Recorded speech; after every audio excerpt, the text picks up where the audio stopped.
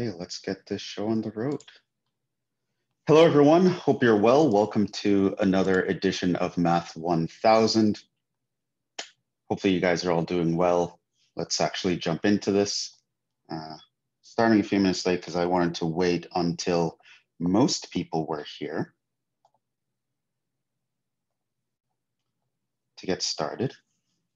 Because there's an activity I want to do at the beginning of class. Because last time when I tried to do it at the end of class, the other day it ran into issues. People had to leave and all sorts of things. So we have a couple important activities to get into today.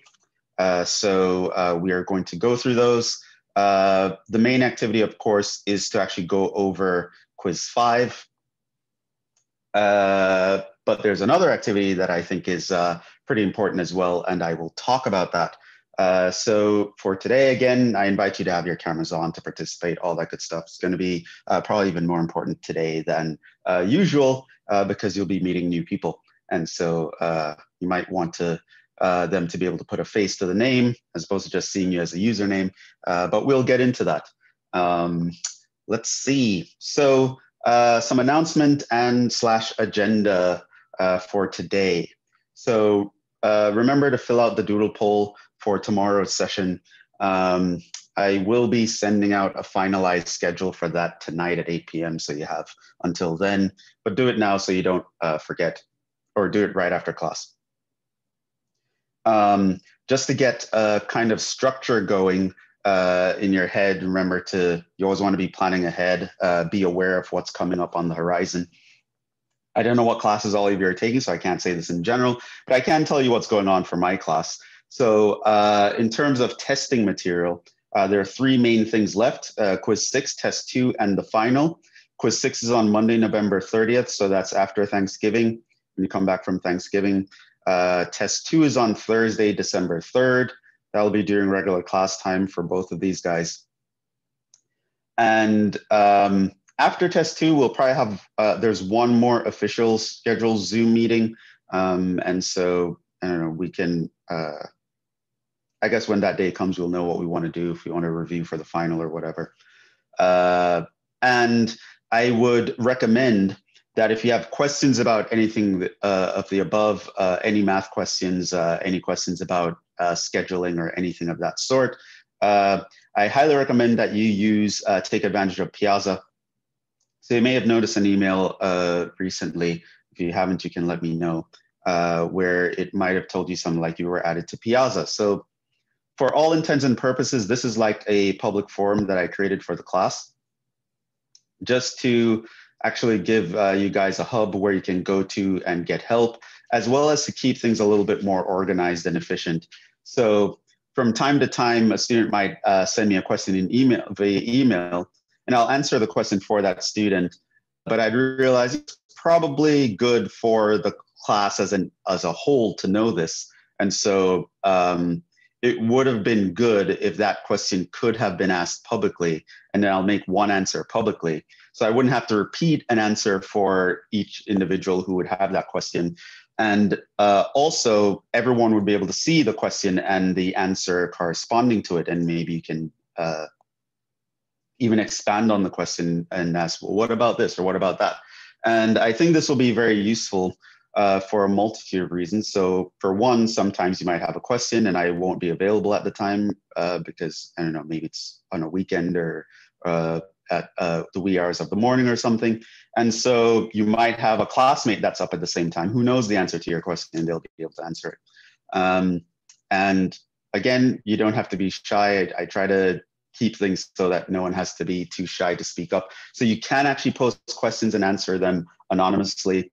So you do have that option, but I think it would be very good for you to actually do that. So for one, yeah, it allows me to share information to a wider audience more efficiently. That's the first thing. It's actually also more efficient and time saving because I don't have to end up answering the same question over and over. It's just all there in one place and you can find it. Third, students have the option to answer questions as well. And if anyone who has ever been a tutor or teacher can tell you, by answering questions and actually teaching someone else something that you know, it actually helps you to learn that thing better. Because to get a mind that is not your own to understand a concept, you're going to kind of have to break it down and explain it to them in simpler terms than you would probably understand it. And so you really have to examine the own ideas in your head in order to explain it to someone else. So that actually causes you to learn the material better, faster, master it quicker, and more in depth, more comprehensively. So actually helping others is actually going to be a good thing for your own learning experience as well. And of course, I'll be able to endorse student answers or give follow-ups on answers. So you won't have to worry about maybe your classmate gave you the wrong answer and now you're messed up. I will be keeping an eye on it. So that's another powerful thing.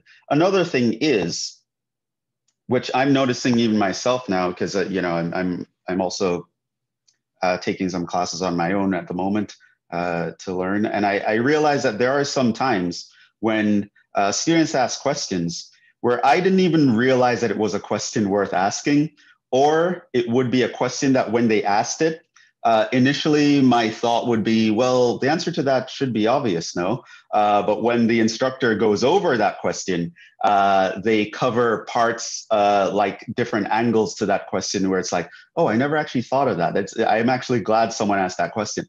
So sometimes there are things that you wouldn't even know to ask yourself, or you might think you're comfortable in a certain topic and you don't need to ask about that topic. But yet when someone asks about that same topic from a different angle, you realize, whoa, I probably don't know that topic as well as I did, because I'm curious about how they asked about that and what the answer is. So that's often helpful. So one of the things in life you have to worry about sometimes is the unknown unknowns. There are times when you don't know something, you don't even know that you don't know it. And a public forum is a good way to actually identify such things. So sometimes people will ask a question and you would be like, yeah, I have that question too. But sometimes it's like, I didn't realize that I had to ask that question, or I thought I knew the answer to this, but it turns out that I don't get this angle. So that's going to be very useful leading into the final. It also will build a sense of community, which is important. And it's especially hard to do now with everything being online. So only good things can come out of participating in Piazza, I think. So I would definitely encourage you to take advantage of that. The final, someone pointed out to me that it seems like in the main schedule, the official schedule, our final isn't listed there. So as I said, the final schedule is tentative and they are probably making updates all the time. I don't know if they're currently updating our time or they just, after doing the update, they missed the class. But this was the date and time that I took before the last update. So I assume it's going to be the same if it's not listed there. But I can probably reach out maybe to the registrar or the scheduling office or something to actually figure out if it's going to be.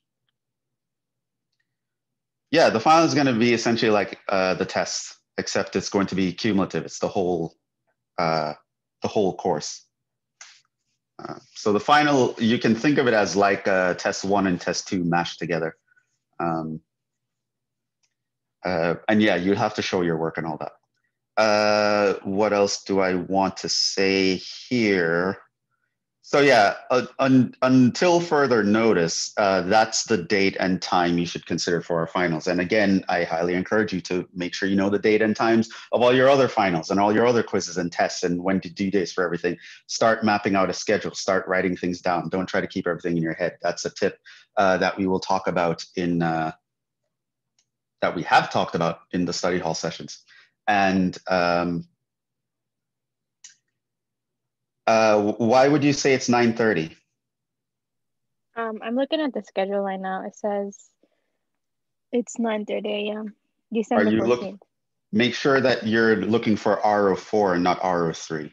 Does it say RO? God. Yeah, RO4 is not there. Sorry. Yeah. So that's a different class. So we are section RO4. So be careful. Yeah, as far as I know, you guys, you're doing it at 1:30. let's see, what else do I want to say? Right, so remember to fill out the dual poll for tomorrow's session. I am going to talk about some strategies for online, which I'm actually interested in employing some of them myself, and I can probably bring you guys into it. A strategy called work calls. I'll talk more about that tomorrow, actually. And so I might actually rope you guys into during my study sessions, and we can all study together, keep each other accountable. But I'll discuss more details tomorrow. What else do I want to say from the agenda here? Okay, so yeah, now we're going on to the first of two main activities for today. I will be putting you guys in groups. You should have gotten an email that has you in groups already, so you should already know which group you're going to be in. But today I'm going to put you guys in breakout rooms so you can introduce yourselves to each other and all that good stuff. So I'm going to put you guys in breakout rooms. You guys will have 5-ish minutes or so.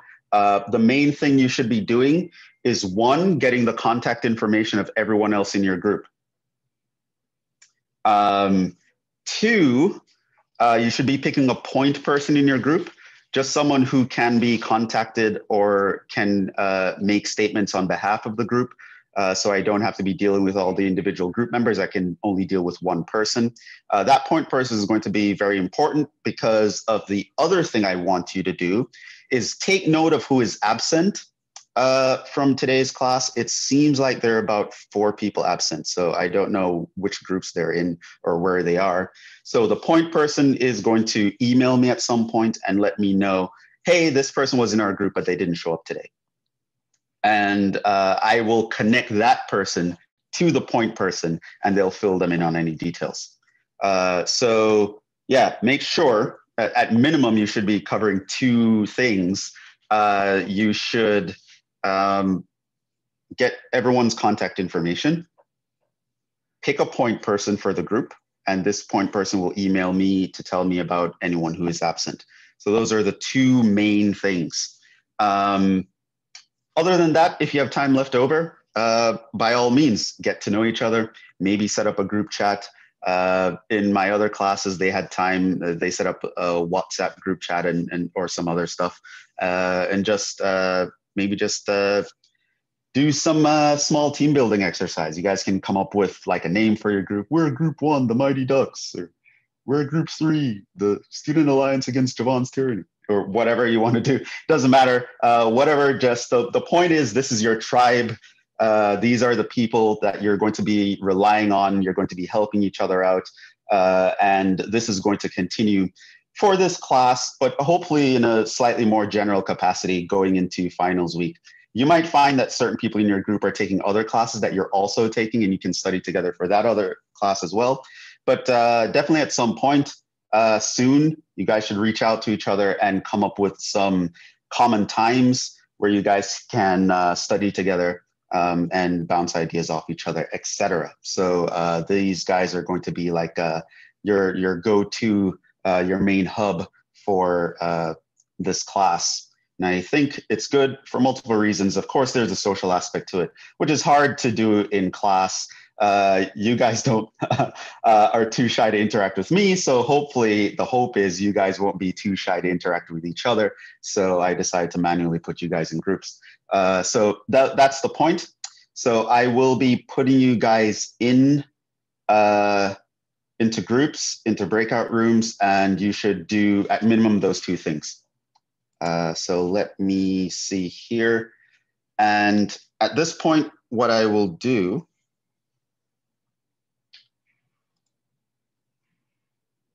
I think,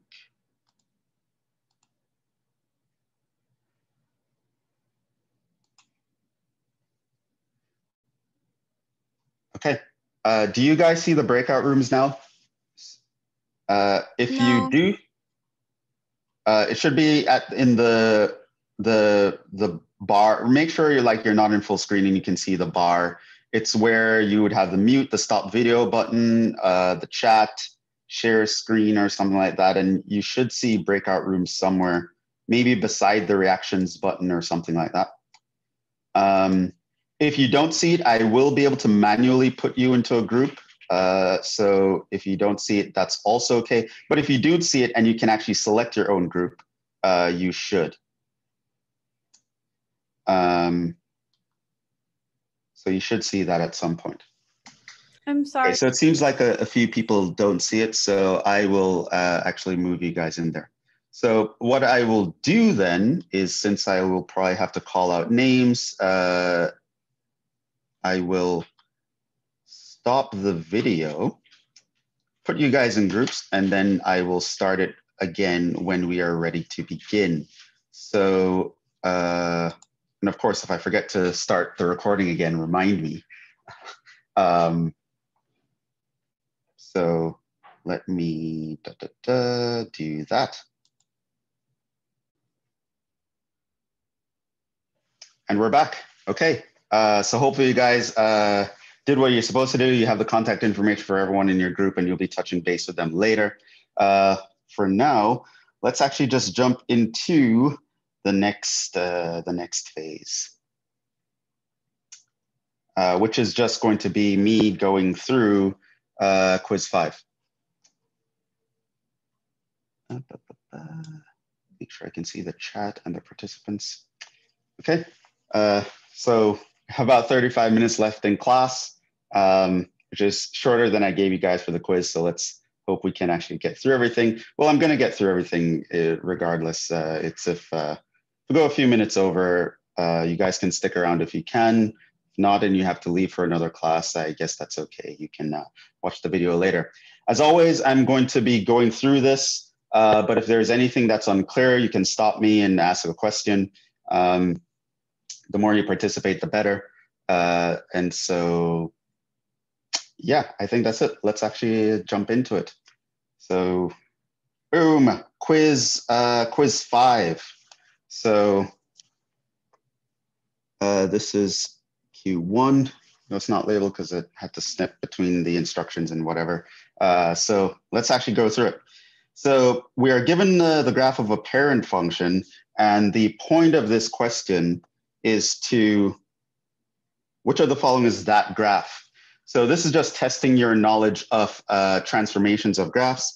So pretty much you should recognize that this means a shift 1 unit right, and this -3 means there's a shift of 3 units down. So pretty much what you're going to do is you're going to pick a random point on this graph. You're going to do the shift with that point and make sure that the graph you pick has that idea in it. So let's say, for example, I pick a point where I definitely know what the answer is or should be, like here, the bottom of this. If I shift over to the right 1 unit, then shift down 2 units, that point should move down here. And normally 1 point is okay. However, so you should see that entire picture just move so that that corner is okay. So you can just see that that corner, that should be the new position, and the whole picture should move down there. Chris seems to have trouble, so he's coming back in. If there were things like a multiplication of the f of x where it's like stretching or shrinking stuff, you might want to do several points, but really for shifting, only 1 is necessary. But just for fun, I can even do another point, shift 1 unit across, 3 units down. So I know that there should be like that part. It should be a part of the answer. And so, yeah. So I'm pretty much going to look for that in the graphs below. So no, not that. There we go.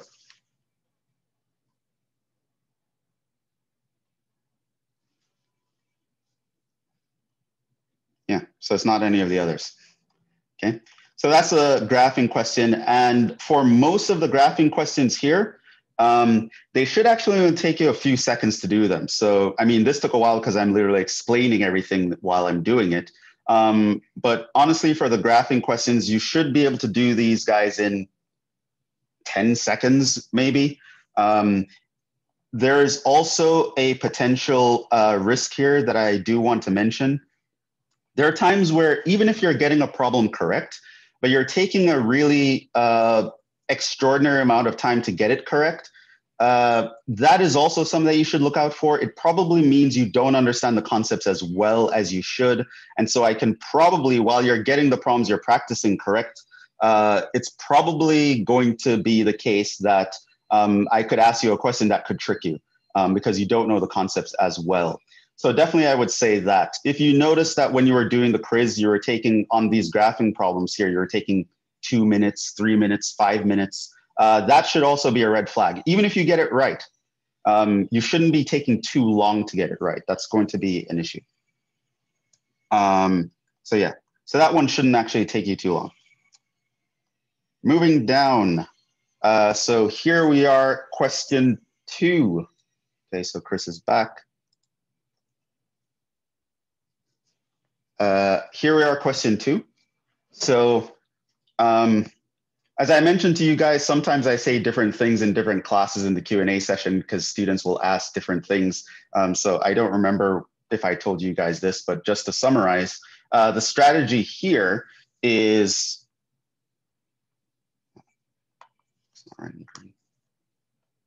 you're going to set y equals to the function. You're going to switch x and y.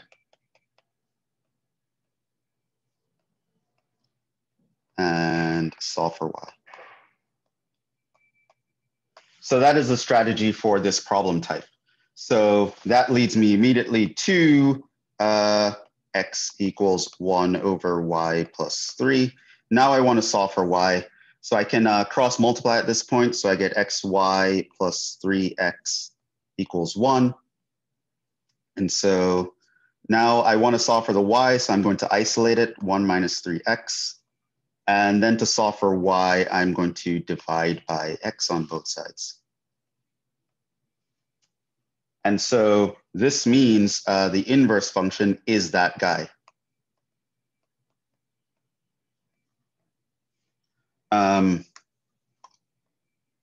Or equivalent. Right? So basically, this is the answer. However, there are other formats I could put it in. So example of that, I could divide the x into each part. And would look like that because it's equal to that one. So whether I put this choice or that choice, you should actually recognize those as being the same thing. And I don't remember which choice I put here. Oh, it looks like I put this second format of the answer here. Doesn't matter. Turns out that the second choice is the correct one. So that one had a little bit of calculations, not too complicated, but you need to understand the concept. Okay, so for problem 3, there are several graphing pictures. It's a little bit more efficient if I move it on the other screen. So let me do that.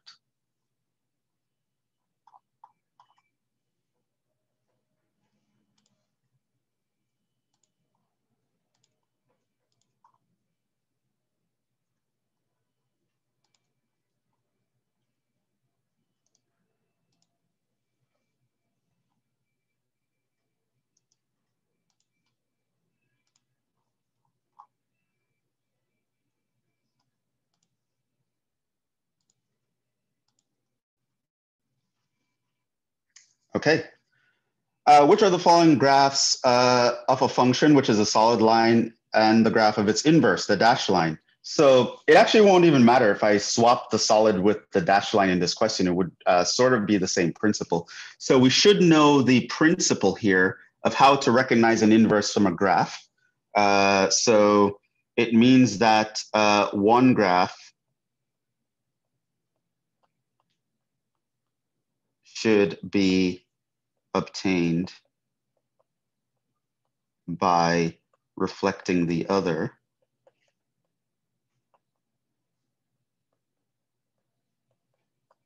in the line y equals x. So that's the strategy for identifying graphs. So essentially what I'm going to do for each of these pictures, I'm going to imagine that there's a line y equals x. and I want to reflect over one of these curves over that line. So let's say I'm reflecting the solid line because that's how it was look, which means that the inverse of the solid line should look like that. So that would be F inverse in this case, which is not the option here. Moving down, doing the same thing. If I were to do that, y equals x, then the inverse would look like this. So that would be F inverse, which again is not the red line, so that's not true. Moving down, so if I have my y equals x is that, the inverse would just be reflecting the black line over that, so the inverse should look something like this. And so, yeah, not true. If I look at this one, y equals x is like that. And so if I take the mirror image of that black one, hey, it falls right on line of that. So yeah, this one is correct.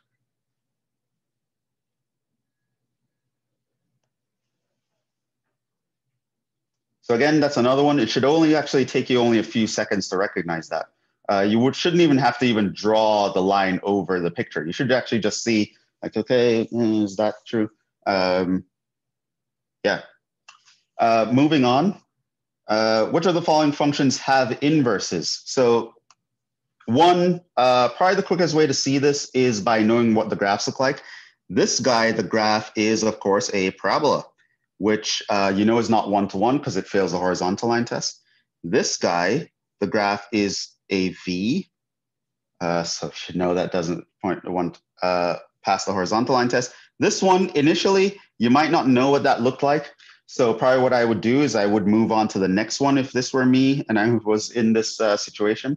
And then I would realize that x minus 4 all cubed, I know by transformations that is just like a cubic graph shifted. So it should just be something like, you know, that, where right now it's going through 4 instead. But what you'll notice is that that would pass the horizontal line test. Any horizontal line will touch it in one spot. So I actually know that I is the correct answer. And so I can ignore H just based on process of elimination. That being said, if you wanted to actually think of what H would look like, well, for one, notice that this is y equals 1 over x squared minus 1, which already shows you that if x equals 2, for example, or x equals minus 2 gives the same. So not one-to-one. So I know it's not invertible. And I also spoke about graphing these guys, which here you don't really have to know, but another way you can notice this is that, of course, your x cannot be minus 1, your x cannot be plus 1, but other than that, it's very symmetric. So if my x is 0, I know it's at minus 1, and it would have to look like this because I have to get both things being the same. There are no x-intercepts because the numerator is never 0. And so the other one, if I plug in x either less than minus 1 or greater than minus 1, I'll always get a positive number, and I have to be symmetric when I flip it. So that's what this graph would actually look like. You don't need to know that to answer this problem. All you'd need to realize is that the denominator is a quadratic that will have 2 solutions. And so whether I plug in a positive and negative value for x, I'll get the same output. So you can directly see that this doesn't fit. But also here, just by, if I was a little confused by this, I would just move down to the next one. Process of elimination would show me that I is the correct answer. So let's move over to problem 5.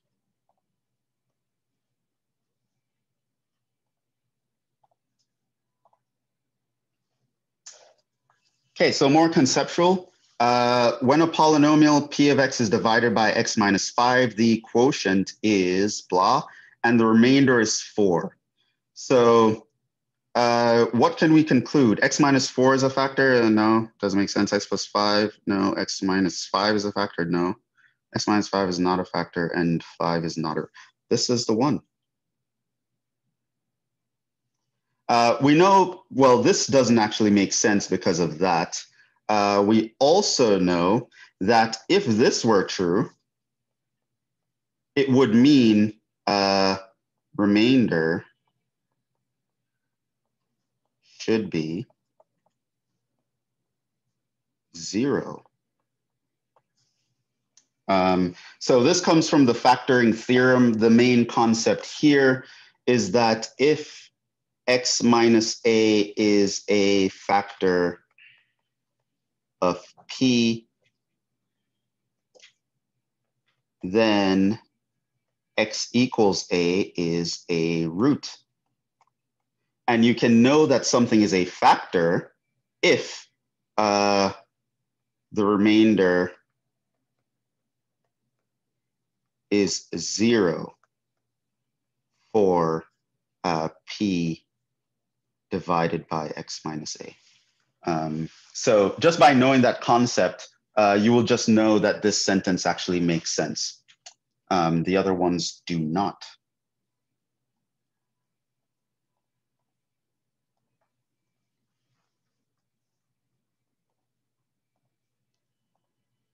Six, consider the polynomial by the rational roots theorem. If rational roots exist, they must be of what form? So the general concept or strategy here is that the rational roots theorem tells us the form. The form must be plus or minus a factor of the constant term.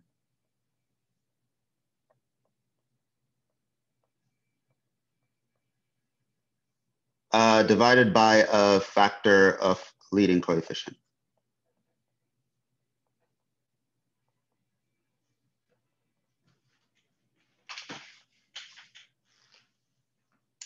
So whenever I know this is the sort of question I want to be able to ask myself, the first thing I'm going to notice is the constant term. What are the factors? Well, it could be 1 or 7.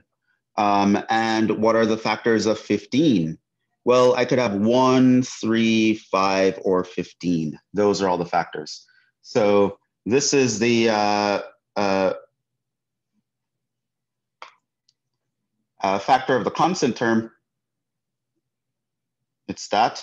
And the factor of the leading coefficient, it's that. Which means now I just want all possible combinations of having a 1 or a 7 on top while having a 1 or a 3 or a 5 or a 15 on the bottom. And once I realize that that is what I'm looking for, it's relatively easy to see that that's the choice I want, right? Because there's a over 1 here. So notice I can have a 1 or a 7 on top and a 1 on the bottom, or I can have a 1 and a 7 on top and a 3 on the bottom, or I can have a 1 and or a 7 on top and a 5 at the bottom, or I can have 1.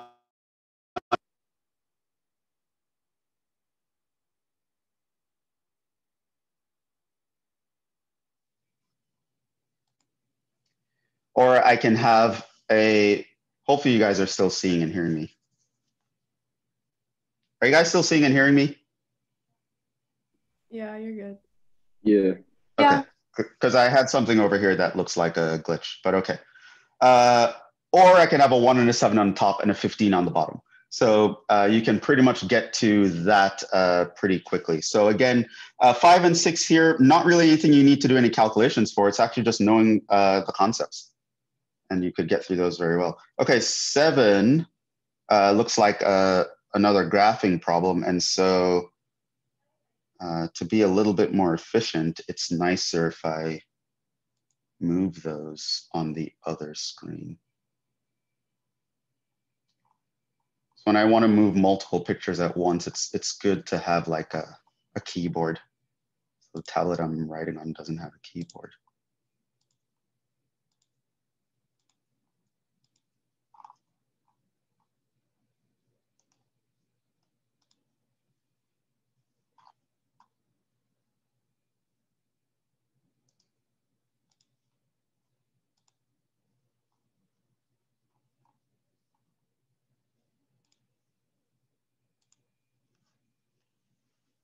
Okay, forging ahead.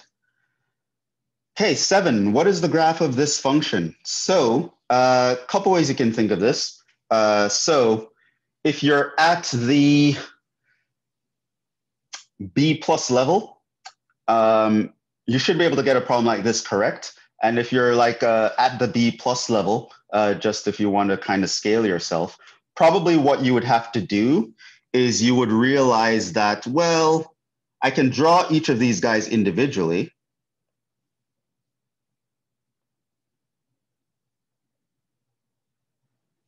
And then I would just pick the part that I want.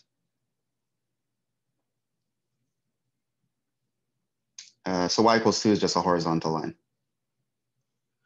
So I notice that I want the x squared if my x is less than 1. So I know that, okay, if I pick less than 1 here, less than -1, which means the output is going to be 1 if I plug that into x squared. So I only want the left side of this because it says x is less than 1. So what I would do is I would ignore all of that. And similarly to this guy, again, if I have -1 here, I want that for all the right side, so I would ignore the left side.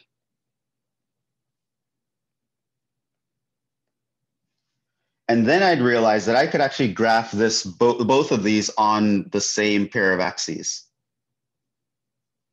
So I realize here is where I have x equals -1. And on the left and the right, I should have different things. So on the left, I want it to look like a quadratic that's at the level of 1 going up like that.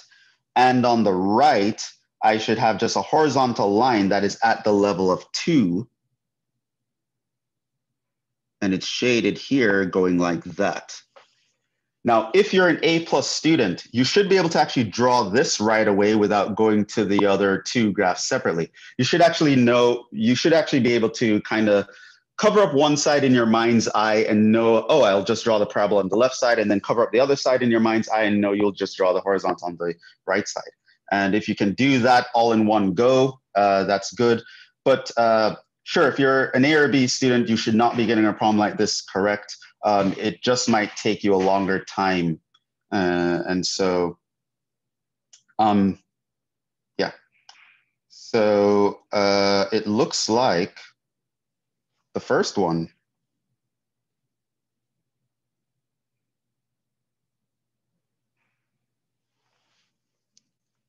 So we also went over those concepts of how to draw piecewise graphs in class. So let's move on.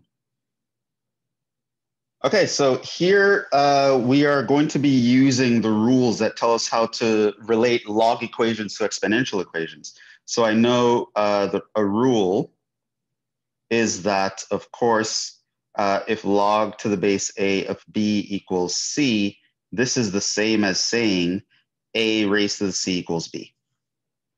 I also recall that since if the base is e, this is just another way of saying ln. That leads me to the other rule of I can rewrite the first rule in terms of ln, and I believe this was rule 10 or something where I spoke about this in class. So it's the same to say ln of b equals c means that if I take e to the c, I will get b. So these are the two rules. Now, once you know those rules, you don't even have to do any calculations here. You can just see, do they fit that format? So looking at this guy right here, the log equation, I have ln of 10.49 equals 2.35. It's like the 10.49 is the b and the 2.35 is the c. So it means that e to the 2.35 should be equal to 10.49, and that is correct. Moving down, looking at this one, that is the same as saying e to the 3.49 should give me 1.25, but that is not what this the other side says, so forget it. Looking at this one, I'm going to use the first rule, the one that's up here. So this should be the same as saying radical 2 raised to the 5.61 should give me 7, but that's not what the other equation says, so that's not true. Looking at this one, that should say 10 to the 1.23 equals 17, and that is in fact what the other equation says, so this is true. So no calculations again, it's just really knowing a concept. This one I know is false because I know that ln of something divided by something is ln of the top minus ln of the bottom, so that does not work. Here, I know that ln, again, I have ln of something over something, so that should give me ln of the top minus ln of the bottom. Also, I know that if I have something like ln of a radical of something, it's the same as saying 1/2 ln of the thing. And so this actually makes sense.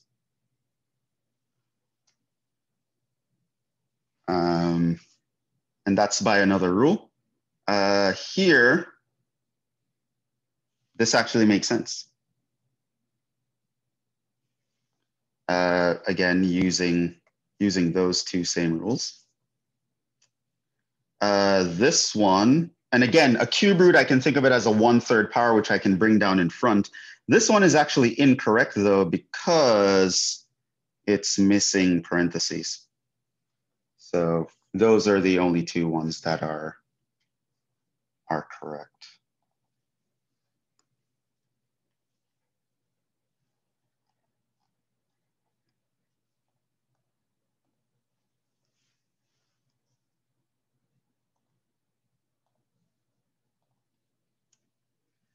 Okay, so this one requires a little bit of calculation. Not difficult, but it's not really a concept question. Well, it is. So everything at the end of the day, it really is a concept question. But here you actually have to pull off some mechanical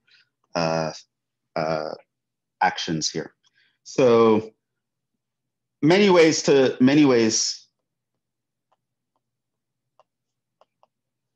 do this.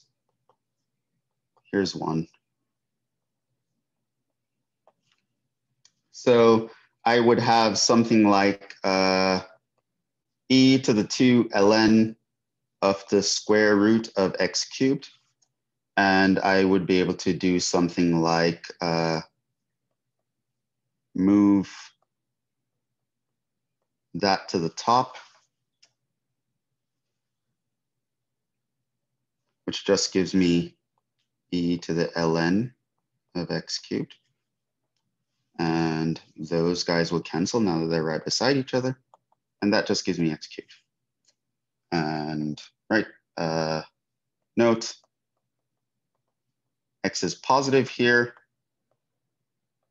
So you might have the inkling, because you see the radical and the square, should there be absolute values? At least that should always be kind of a knee-jerk reaction.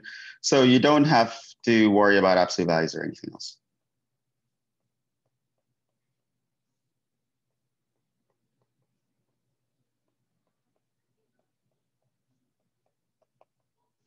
So x cubed should be your answer. So yes, some calculations, but it's not terrible. If you know the rules, again, it shouldn't be too bad to actually do that.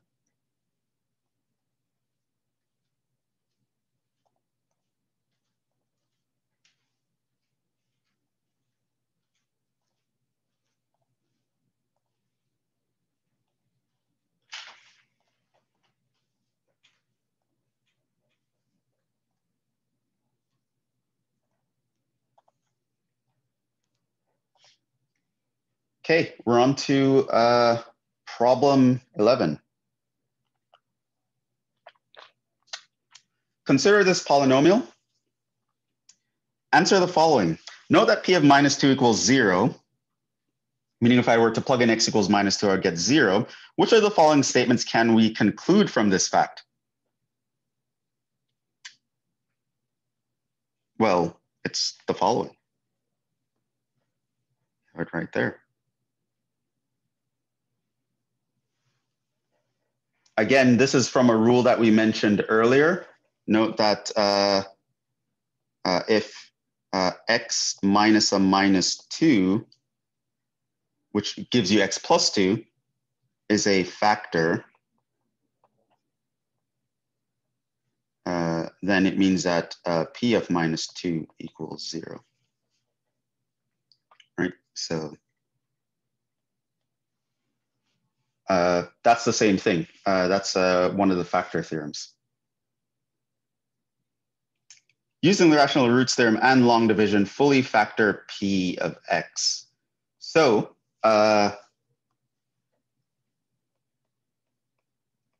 p of x is equal to x cubed plus 5x squared plus 5x minus 2.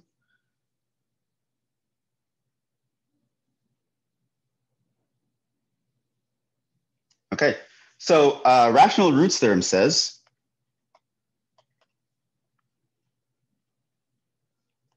your possible rational roots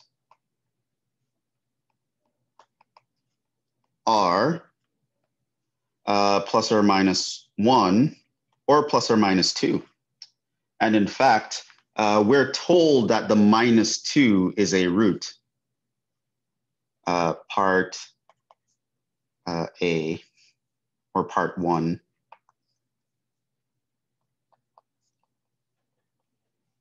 told us this is true. This works.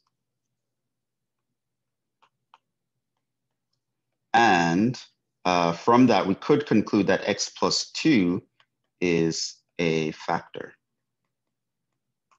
So what I would say here is that I should be able to divide x plus 2 into this guy and not have any remainder. So I should be able to take x plus 2 divided by x cubed plus 5x squared plus 5x minus 2. And the fact that x plus 2 must be a factor could help you actually eliminate some things. So immediately you can eliminate that as a possibility and the first one as a possibility because you have to have x plus 2 times something, right?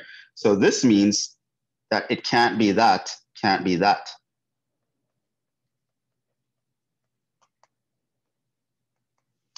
So you could, if you're very quick with the arithmetic, just actually multiply out all of these guys and see if you get back the original. But let's be a little bit more sophisticated here and do it the long division way so we don't have to do any guessing and checking. So we're going to just do the long division here. So x into x cubed goes x squared times x gives me x cubed, x squared times that gives me 2x squared. I'm going to subtract. This leaves me with 3x squared. X into 3x squared goes 3x. 3x times everyone goes 3x squared plus 6x. This comes down. This means it gives me a minus x here. X into minus x goes minus 1. Minus 1 times everything gives me minus x minus 2. Bring that down and I get 0. Now I should get 0 here. If I didn't, I would know I would make a mistake. So now I know that my p of x can be written as x plus 2 times x squared plus 3x minus 1. And now, of course, we know that once we factor, we have to check if any of the factors that remain can be factored further. But I would notice that this can't be factored further.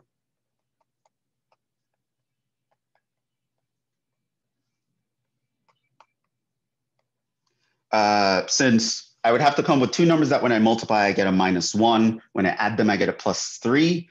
No such real numbers. So it turns out that this is the answer. And it looks like the fourth choice.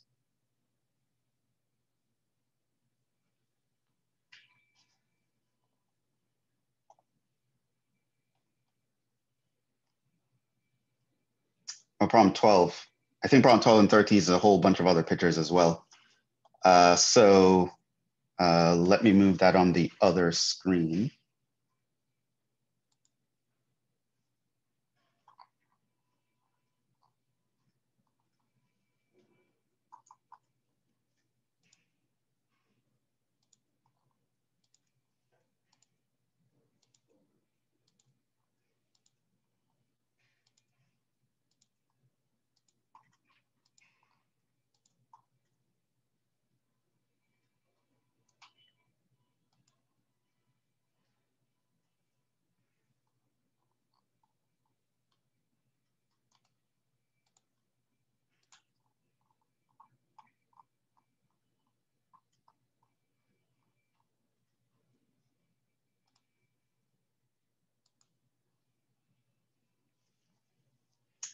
Okay, so now, again, this is another one of those questions where it should only take you a few seconds.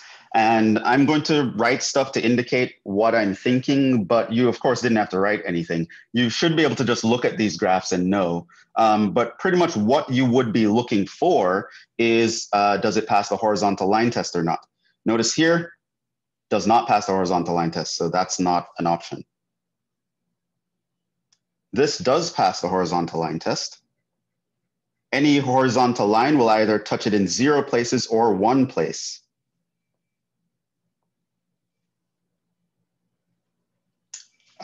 This does not pass the horizontal line test. That touches it in 2 places.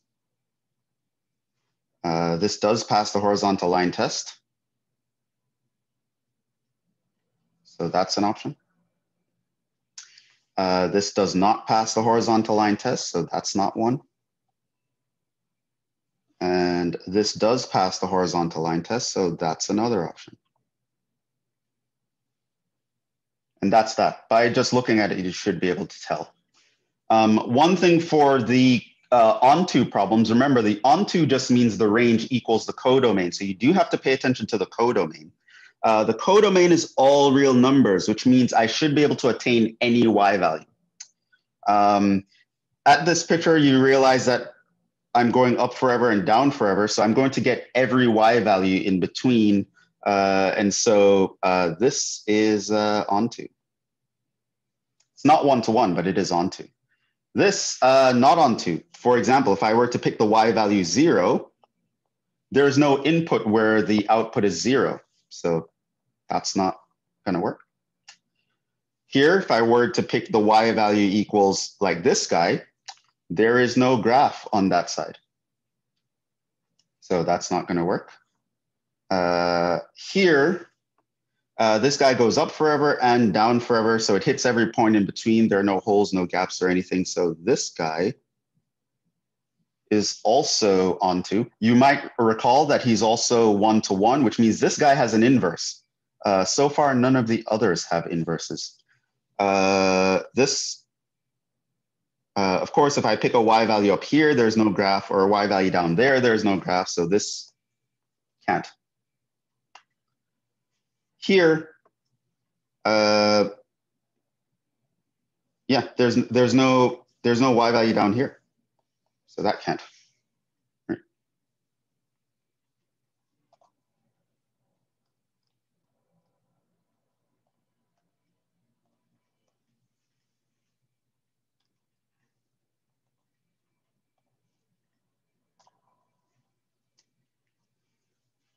Okay, again, codomain is something you should be paying attention to here. That's why I put it in bold, because it matters for the onto problem. Notice here, I know y equals e to the x. I should have memorized that the graph looks like that. Clearly that will pass the horizontal line test, so it is true. If I were to pick a negative y value, this will not attain it though. So if my codomain is all real numbers, it is not true. It's only true if codomain is the positive real numbers, which in class, when I was deriving the inverse function, which is the ln function, we made that assumption. Ln, the easiest way to answer this problem is to just know the graph of ln. Clearly, it passes the horizontal line test, therefore that's true. And also, it will hit every y value because it goes up forever and down forever, so that's true. And that's that. So I think that was all the non-bonus problems from the quiz. So we finished in time, even though we wasted the first, we had 35 minutes to do this. Even with me elaborating and explaining everything, we still got through it in less time than I gave you for the quiz. So I think the timing was fair there. I'm going to finish up the others. It's going to take another 5-ish minutes or so. So if you can hang around, I would recommend it, but I do understand you might have another class. So it's okay if you leave, because technically the bonus problems you shouldn't have known at the point you were taking the quiz, or you didn't have to know it. So by watching future lectures, you would know how to do these problems. So if you actually attempted them, or you just want to know what it would look like to solve them, you're welcome to stick around for a few more minutes.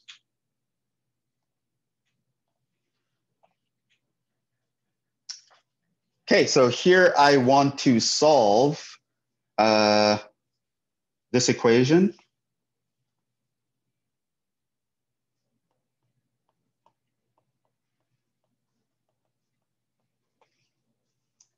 A couple ways we can do this here. I can multiply both sides by 3 because I don't want to have to deal with that fraction or something. I could also just raise the power to a third and write that as 2x instead of 8x cubed. But like I said, there are more than one ways to skin a cat. What I would do at this point is raise both sides to the e. So on this side, I would end up with 8x cubed. On that side, I would just end up with e to the 3 times 2.5. Of course, I would divide both sides by 8.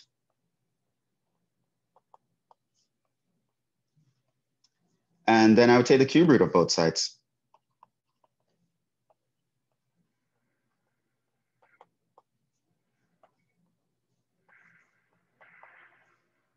Of course, in the top, it would just mean the 3's would cancel, while in the bottom, it will give me a 2. And so I would end up with e to the 2.5 over 2. Okay, and that's this one here.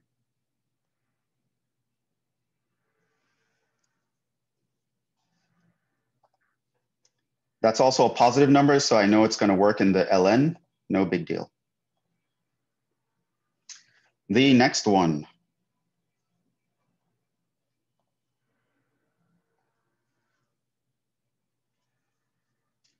Solve this equation. So I have log to the base 5 of this equals log to the base 5 of that. A couple ways you can actually do this. We know we can use exponentials to cancel logarithms. So I can actually raise both sides to the 5 to kill these. Or since we know ln is 1 to 1, it makes sense that if the outputs are the same, then the inputs must be the same. So if you have the same log on both sides, one side is the log of something and the other side is the same log of something else, it means that the something must equal to something else. So a couple ways you can figure that out. But at the end of the day, either way, you would get to this.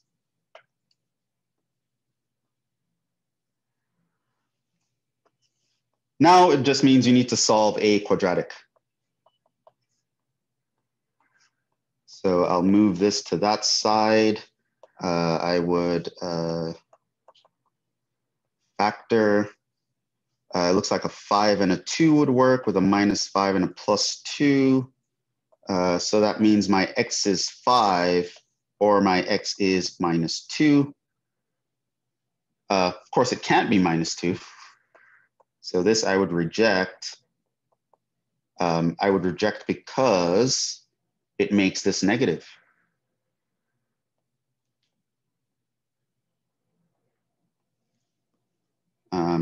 So it seems that x equals 5 is going to be the only answer, but you do want to check.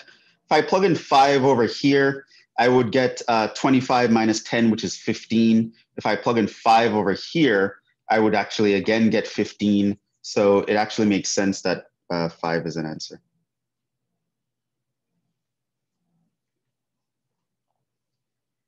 And the last problem.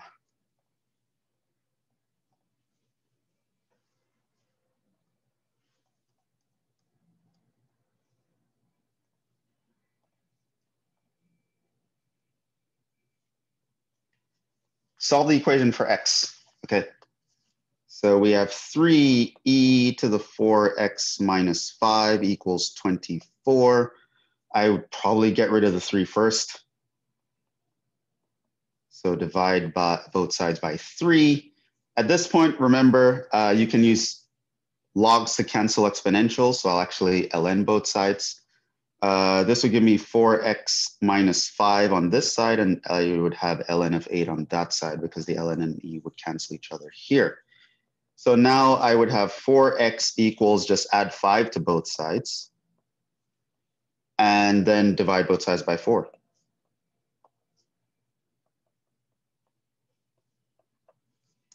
And that's the first option.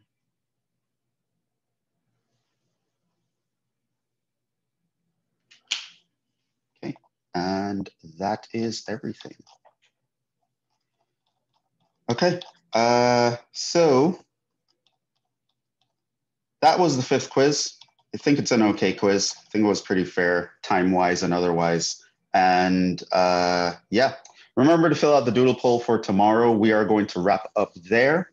Also check in with your groups. Make sure that you guys know when to meet each other. Make sure that the point person emails me, tell me who was missing, and we will take it from there. So good luck for the rest of the semester. Have a good day. Good luck studying. And hopefully you find the things that I'm putting in going into the last month-ish very helpful. That being said, I will see you guys in the next one. Ciao.